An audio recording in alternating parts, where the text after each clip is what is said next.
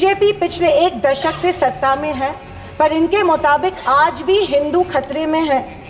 क्या ये हकीकत है या फिर बीजेपी हिंदुओं को इस डर में रखकर अपनी राजनीति चमका रही है?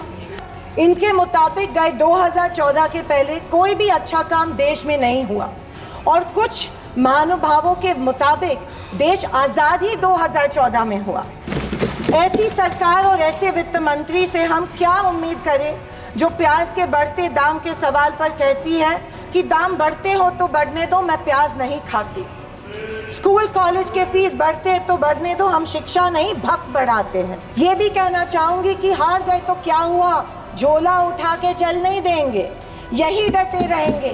एक मजबूत विपक्ष के रूप में भारत की जनता की आवाज बुलंद करते रहेंगे। इसी के साथ आज हम सामाजिक तौर पर जात पात धर्म की शाखाओं में बिखरते जा रहे हैं, कमजोर होते जा रहे हैं, फाइनेंशियल इनइक्वालिटीज बढ़ती जा रही है, पैसा और सत्ता कुछ चंद ठेकेदारों के पास संचित हो रहा है, या मैं ये कहूंगी कि सत्ता की लालसा में ऐसा करवाया जानबूझ के जा रहा है।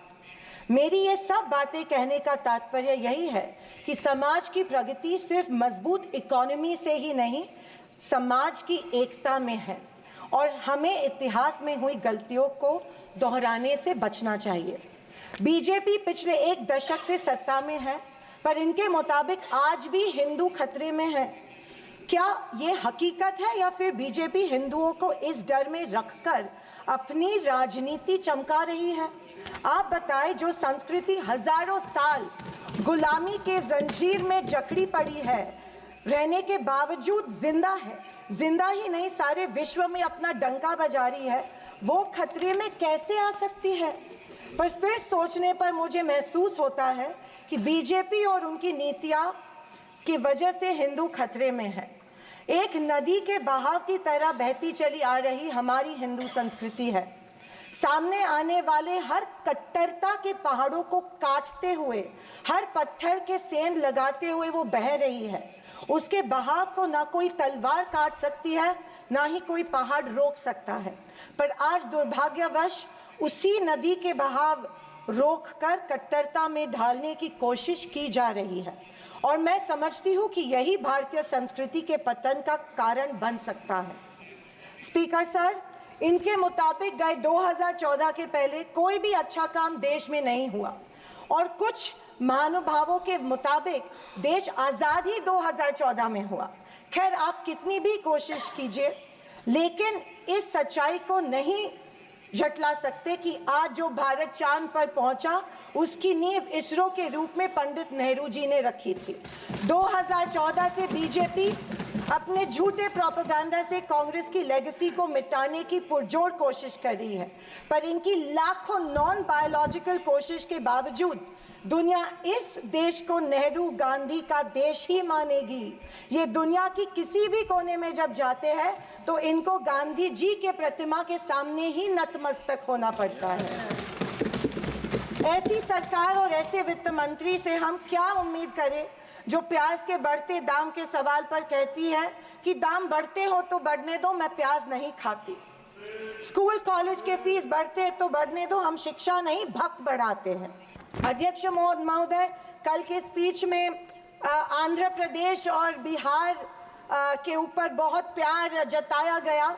मुझे उस बात से कोई कंप्लेंट नहीं है, पर महाराष्ट्र से इतनी नफरत क्यों नहीं महाराष्ट्र की तरफ उतना ही प्यार जताया गया जो बिहार और आंध्र प्रदेश के जताया गया? क्योंकि उनको पिछले लोकसभा में कम सीटें मिली, या शायद उनको अंदाजा आया कि आने वाले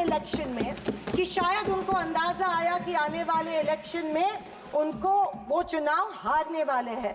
मैं वित्त मंत्री को बताना चाहती हूँ कि महाराष्ट्र में हिंदवी स्वराज की नींव महाराष्ट्र में रखी गई थी। कणखर देशा, राकट देशा, दगडाचा देशा, महाराष्ट्र देशा, ये हमारे प्यारे महाराष्ट्र के बारे में कहा जाता है। लेकिन अफसोस है कि महाराष्ट्र की तरफ कोई ध्यान नहीं दिया जा रहा है, सिर्फ महाराष्ट्र का इस्तेमाल किया जाता है। अध्यक्ष महोदय, रेलवेज के बारे में बोलूं तो रेलवेज में स्लीपर कोच की संख्या जो है वो कम कर रहे हैं और फर्स्ट क्लास और सेकंड क्लास की संख्या बढ़ा रहे हैं। देश का जो आम गरीब आदमी है वो स्लीपर कोच से ट्रैवल करता है, वो फर्स्ट क्लास और सेकंड क्लास से नहीं किया जाता है। मैं आपके माध्यम में से मेडन स्पीच माध्यम में से गुजारिश करती हूँ कि स्लीपर कोचेस की संख्या बढ़ाई जाए। अध्यक्ष महोदय, मेरी शोलापुर के कुछ मांगे रखती हूँ और मैं समाप्त करती हूँ। हमारे शोलापुर में एयरपोर्ट है लेकिन एयर सर्विस नहीं है। उड़ान स्कीम में आया गया है लेकिन जानबूझ के वहाँ पे जो चिमनी थी, ऑब्स्ट्रक्शन था, वो तोड़ा गया, लेकिन अभी तक वहाँ पे एयर सर्विस शुरू नहीं है। बोरामनी एयरपोर्ट है, वहाँ पे इंटरनेशनल एयरपोर्ट के लिए फंड्स एक बार दिए गए लेकिन फिर फंड्स नहीं दिए गए। मैं वित्त मंत्री से गुजारिश करती हूँ कि बोरामनी एयरपोर्ट के लिए फंड्स दिए जाए। मंगावेड़ा जो हमारा तालुका है, वहाँ पे जो इरिगेशन स्कीम है, वहाँ के 35 गांव जो है वो पानी से वंचित है। मैं विनती करती हूँ कि वो गांव के लिए भी आप इरिगेशन स्कीम जल्द से जल्द अप्रूव करें।